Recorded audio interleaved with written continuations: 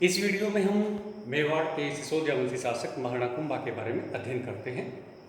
जैसा कि आपको विदित है कि 1433 ईस्वी में महाराणा मोक्कल की हत्या कर दी गई चाचावल मेरा द्वारा, और इस असामयिक स्थिति में शासक बनना पड़ा कुंभा को।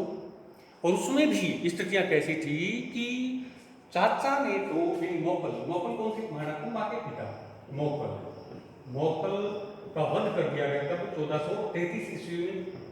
और मोक्कल के हत्यारे कौन थे? चाचा व मीरा।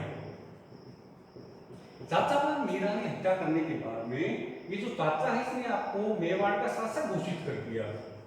यानी चाचा ने अपने आप को मेवाड़ का शासक घोषित कर दिया और मेहपा पंवार नाम का एक जो इनका विश्वस्त था इसको प्रधानमंत्री बना दिया। तो ऐसी स्थिति में जो कुंभा के विश्वस्त थे, मोक्कल के जो विश्वस्त सरदार थे, उन्होंने क्या किया? कुंभा को सुरक्षित चित्तौड़ लेकर आए और अपना शासक बना दिया। परंतु शासक बना ही दिया, लेकिन जब तक चाचा व मीरा जीवित थे तब तक कुंभा की स्थिति बड़ी संकटप्रद थी।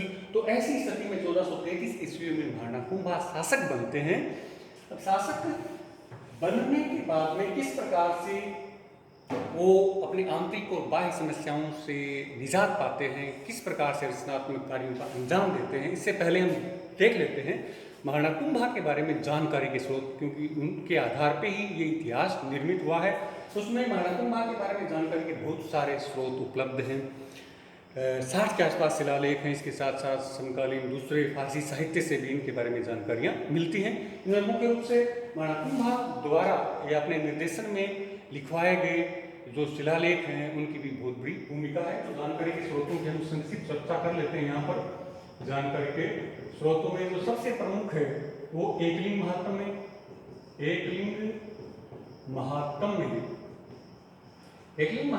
का जो लेख है उसका जो प्रथम भाग उसका नाम है राजवर्णन। यह स्वयं महाराणा कुंभा ने ही लिखा था। इसके अलावा दूसरे भाग भी इनके निर्देशन में लिखे गए थे। इनसे भी महाराणा कुंभा के प्रारंभिक राज्य या प्रारंभिक शासन राज्य विस्तार के बारे में, दूसरी उपलब्धियों के बारे में जानकारी मिलती है। इसके अलावा रसिकप्रिया नामक जो ग्रंथ है उससे भी इनकी उपाधियों के बारे में और सांस्कृतिक उपलब्धियों के बारे में जानकारी मिलती है। इसके अलावा जो कीर्तिस्तंभ प्रशस्ति और कुंभलगढ़ प्रशस्ति है, कुंभलगढ़ प्रशस्ति, ये दोनों प्रशस्तियां, प्रशस्ति का मतलब होता है किसी व्यक्ति की यशोगाथा का वर्णन। ये पक्षपातपूर्ण हो सकता है। तो इन दोनों प्रशस्तियों से भी उनके राज्य विस्तार, युद्ध उपलब्धियां, विजय आदि के बारे में जानकारियां मिलती हैं। तो ये इनके खुद के या उनके निर्देशन में लिखे गए स्रोत हैं। तो इनके ऊपर हम बिल्कुल पूरी तरह से भरोसा नहीं कर सकते, इसलिए हमें समकालीन दूसरे स्रोतों के साथ तुलनात्मक अध्ययन करना आवश्यक है, जिससे फारसी साहित्य भी हो सकता है। ये जानकारी के स्रोत हैं। अब हम चर्चा कर लेते हैं महाराणा कुंभा के शासक बनने के बाद में कैसी स्थितियां थी, कैसी परेशानियां थी उनके सामने। हम देख चुके हैं कि जो आरंभिक परेशानियां थी उसमें दोनों टाइप की समस्याएं थी उनके सामने, आंतरिक भी थी और बाह्य भी थी। तो आंतरिक समस्याओं में आपको पता है समस्याएं थी वो दो टाइप की थी, एक तो आंतरिक और दूसरी थी बाह्य समस्या। आरंभिक जो समस्याएं थी, आंतरिक और बाह्य समस्याएं। अब आंतरिक समस्याओं में जो इनके परिवारजन थे वो समस्या पैदा कर रहे थे। बाह्य समस्याओं में पड़ोसी राज्य सिरोही, बूंदी, मालवा, गुजरात, नागौर के जो शासक थे वो इनके सामने समस्या पैदा कर रहे थे। अब आंतरिक समस्या में सबसे प्रमुख समस्या स्थिति थी चाचा व मेरा द्वारा क्रिएट की गई। हमने पहले चर्चा की है कि चाचा व मेरा ने 1433 ईस्वी में मोक्कल का वध कर दिया गया जब वो गुजरात के शासक अहमद शाह का मुकाबला करने के लिए जा रहे थे। तो जीलवाड़ा नामक स्थान पे 1433 में, और ये कौन थे? क्षेत्र सिंह की अवैध संतानें थे। और इस वध के बाद में चाचा ने अपने आप को शासक घोषित कर दिया था और मेहपा पंवार को अपना प्रतिनिधि यानी प्रधानमंत्री बना दिया था, मेहपा पंवार को। ऐसी विकट स्थिति में कुंभा इनका तात्कालिक रूप से दमन नहीं कर पाया, क्योंकि उसमें चाचा और मीरा ने अपने गुट को काफ़ी शक्तिशाली बना लिया था और कुंभा के पास उनका दमन करने के लिए पर्याप्त बल नहीं था। और उनकी मदद करने वाला जो था वो था मारवाड़ का रणबल। वो मदद के लिए आ नहीं पा रहा था, क्योंकि उस उसमें गुजरात का शासक अहमद शाह है, नागौर अभियान पे गया हुआ था और मारवाड़ से निकलता है नागौर अभियान के लिए। यानी जब तक अहमद शाह नागौर से वापस गुजरात नहीं लौट गया तब तक रणबल मेवाड़ यानी कुंभा की मदद के लिए नहीं आ पाया। जैसे ही अहमद शाह वापस लौट गया, रणबल मदद के लिए यानी कुंभा की मदद के लिए आ जाता है, तब कुंभा अपने सिसोदिया सरदार राघव देव यानी राघव देव और रणबल दोनों की सेना को भेजता है किनका दमन करने के लिए, चाचा व मेरा का दमन करने के लिए, जो कि मेवाड़ के दक्षिण में भील प्रदेश में अपने आप को सुरक्षित किए हुए थे। लंबे अभियान के बाद यानी लगभग 6 महीने के अभियान के बाद में ये क्या होता है, चाचा व मेरा का दमन कर पाते हैं। चाचा व मेरा का दमन भी वो वहाँ के स्थानीय जो गमेती भील थे उनके पुत्रों की सहायता मिली तब जाकर के दमन कर पाए। चाचा व मेरा इस युद्ध में आपसी संघर्ष में मारे जाते हैं, परंतु चाचा का एक लड़का था अक्का और महपा पंवार, ये दोनों भाग करके मांडू के सुल्तान के पास चले जाते हैं, उनके दरबार में उनके आश्रय में चले जाते हैं। तो इस प्रकार से वो आंतरिक समस्याओं से निजात पा जाते हैं। उसके बाद में हम देखते हैं उनकी बाह्य समस्याओं के बारे में। बाह्य समस्याओं में उनके पड़ोसी राज्य थे, एक एक करके देखते हैं उनकी समस्याओं का निजात कैसे मिलता है। इससे पहले आपको ये बता दें कि मारवाड़ के रणबल ने प्रारंभिक कुंभा की सफलताओं में बड़ा योगदान दिया था। उन्हीं का परामर्श था, उन्हीं का निर्देशन था, उन्हीं का योग्य नेतृत्व था कि प्रारंभिक मेवाड़ की सेना के विजय अभियानों में मारवाड़ की राठौड़ सेना और रणमल का नेतृत्व परामर्श बड़ा भूमिका निभा रहा था। तो बाहरी जो समस्याएं थी उनमें सबसे पहले जो इन्होंने दमन किया उसमें हम देख लेते हैं। पहला क्या इन्होंने सिरोही अभियान, सिरोही का शासक था उसमें सहसमल के विरुद्ध अभियान करने का कारण ये था कि एक तो सिरोही का इलाका था वो काफ़ी सामरिक महत्व का था।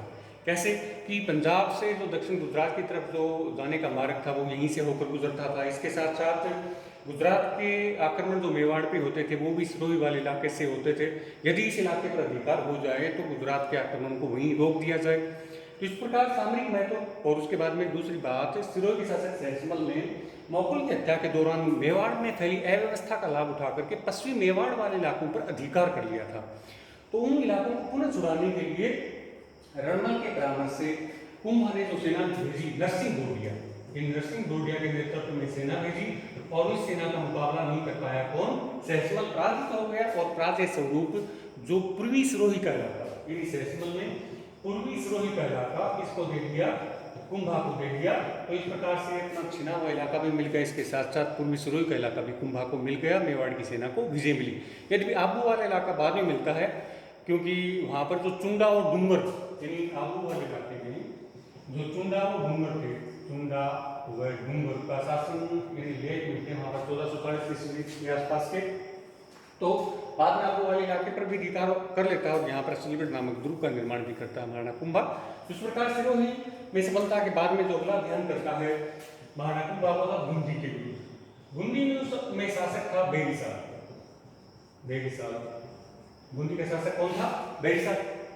अब आपको ये पता है कि बेरिसाल ने एक तो महाराणा मोकल के समय में, आपको ध्यान हो तो हमने पिछले वीडियो में देखा था कि गागों के शासक असलदास खिलजी थे, उनके ऊपर आक्रमण हुआ था मालवा के शासक ओसंग शाह का। और उस ओसंग शाह के आक्रमण में बेरिसाल की सहानुभूति ओसंग शाह के साथ थी, यानी उसका पक्ष लिया था। इस वजह से असलदास खिलजी मारा गया था। इसे मेवाड़ के शासक बड़े रुष्ट थे, किससे? इस बेरिसाल से। इसके अलावा मोगल की हत्या के दौरान उन्होंने पूर्वी इलाके यानी मेवाड़ का जो पूर्वी इलाका है मांडलगढ़ वाला इलाका, इसके ऊपर भी अधिकार कर लिया था। तो वो पूर्व का बदला लेने के लिए कुंभा ने बूंदी के ऊपर आक्रमण किया। बूंदी का शासक बेरिसाल परास्त हुआ और उन्होंने मांडलगढ़ का इलाका पुनः सौंप दिया किसको? मेवाड़ को। इसके अलावा वार्षिक खराज देना भी स्वीकार कर लिया। यद्यपि बेरिसाल या बूंदी के शासक कुंभा के प्रति निष्ठावान नहीं रहे।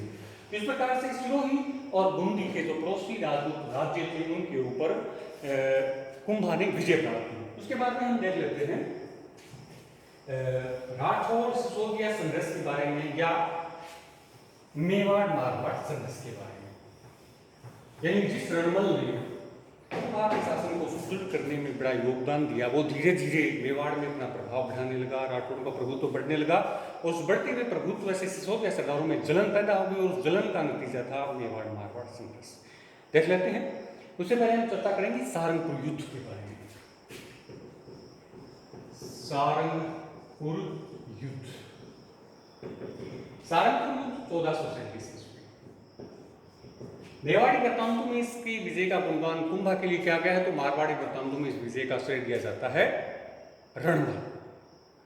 और ये युद्ध क्यों हुआ इसके पीछे ये कारण बताया जाता है कि महाराणा कुंभा ने जो मालवा के शासक थे, मालवा के उस समय शासक थे महमूद खलजी के समक्ष एक प्रस्ताव रखा था कि आपके दरबार में जो हमारे शत्रु यानी ये चाचा छिपा हुआ है महपा कुंवर, चाचा का लड़का अक्का और महपा कुंवर छिपे हुए हैं, इनको आप हमें सौंप दो। महमूद खलजी ने इसके लिए मना कर दिया। तब क्या किया, कुंभा और रणमल की सेना ने महमूद खलजी के ऊपर आक्रमण किया और सारंगपुर नामक स्थान के ऊपर युद्ध में मालवा के शासक महमूद खलजी पराजित हुआ और भाग करके मालवा चला गया, मांडू चला गया। मेवाड़ की सेना ने उसका मुकाबला किया और उसके बाद में महमूद खलजी को बंदी बना करके मेवाड़ ले आया गया, चित्तौड़ ले जाया गया। 6 महीने तक उनके स्वास्थ्य अच्छा होने तक उनको बंदी बनाया रखा गया। उसके बाद में उनको छोड़ दिया गया और उस विजय की याद में विजय स्तंभ का निर्माण भी कुंभा द्वारा कराया गया, ऐसी वृत्तांत है। तो इस प्रकार से सारंगपुर के युद्ध के बारे में ये दो मेवाड़ और मारवाड़ के वृत्तांतों में जानकारी मिलती है, दूसरे फारसी वृत्तांतों में इसकी चर्चा नहीं मिली है। तो इसके ऊपर कुछ इतिहासकार आक्षेप भी लगा रखते हैं कि ये हुआ था या नहीं हुआ था। अब उसके बाद में सारंगपुर के युद्ध के बाद में तनाव पैदा हो जाता है मेवाड़ और मारवाड़ के राजपूत सरदारों में। तब रणमल मोकल का तो मामा था कुंभा के यानी पिताजी के जो मामा थे, रणमल ने क्या देखा कि उसमें सिसोदिया सरदार राघवदेव था, वह मेवाड़ में मुख्य बाधा बना हुआ था रणमल के समक्ष। तो एक दिन 1437 ईस्वी में क्या किया, रणमल द्वारा राघवदेव का वध करवा दिया जाता है। इससे सिसोदिया गुट में और ज्यादा आशंका और शंकाएं पैदा हो जाती हैं। कुंभा भी आशंकित हो जाता है और उसी दौरान उसने जो चुंडा के मालवा के दरबार में गए हुए थे अपने संबंधी चुंडा है, इसके अलावा अक्का है, महपा पुहार, उनको वापस बुला लिया और धीरे धीरे उन चुंडा आदि द्वारा और अक्का आदि द्वारा रणमल के विरुद्ध महाराणा कुंभा के कान भरने शुरू कर दिए कि ये बताया गया कि कहीं रणमल मेवाड़ के ऊपर अधिकार नहीं कर ले। और उनकी बातों में आकर के यानी कुंभा भी बातों में आ गया और एक दिन 1438 ईस्वी में क्या किया, इनका वध करवा दिया गया, रणमल का वध करवा दिया गया राव चुंडवा के निर्देशन में। और उसके बाद में जितने भी मेवाड़ में राठौड़ सरदार थे, राजपूत थे, उनका वध करना आरंभ हुआ। तो रणमल का जो लड़का था जोधा, वह किसी प्रकार अपने 700 सवारों के साथ यानी राठौड़ सरदारों वीरों के साथ मेवाड़ से बचकर निकलने में कामयाब हो गए। उसले के बाद में मारवाड़ होते हुए बीकानेर के कामुनी वाले इलाके में, जंगल देश वाले इलाके में। तो इस प्रकार से एक लंबा संघर्ष को अंजाम दिया जाता है रणमल के वध के द्वारा। बाद में जोधा द्वारा निरंतर प्रयास किए जाते हैं अपने राज्य प्राप्ति के लिए, क्योंकि मेवाड़ की सेना ने मारवाड़ के ऊपर अधिकार कर लिया था। ये हमारे ये वीडियो में देखते हैं। इस प्रकार से महाराणा कुंभा ने शासक बनने के बाद में एक के बाद एक अपनी आंतरिक समस्याओं से निजात पाई और उसके बाद में बाह्य समस्याएं जो खास करके राजपूत रियासतें थी, प्रारंभिक सिरोही है और बूंदी है, उनके ऊपर भी विजय प्राप्त की। यदि इन विजयों में रणमल का बड़ा योगदान रहा। अब आगे वीडियो में हम देखेंगे महाराणा कुंभा के गुजरात के साथ संबंधों के बारे में, मालवा के साथ संबंधों के बारे में, इसके साथ साथ जो पड़ोसी राजपूत रियासतें थी उनकी जो सांस्कृतिक उपलब्धियाँ थी उनके बारे में।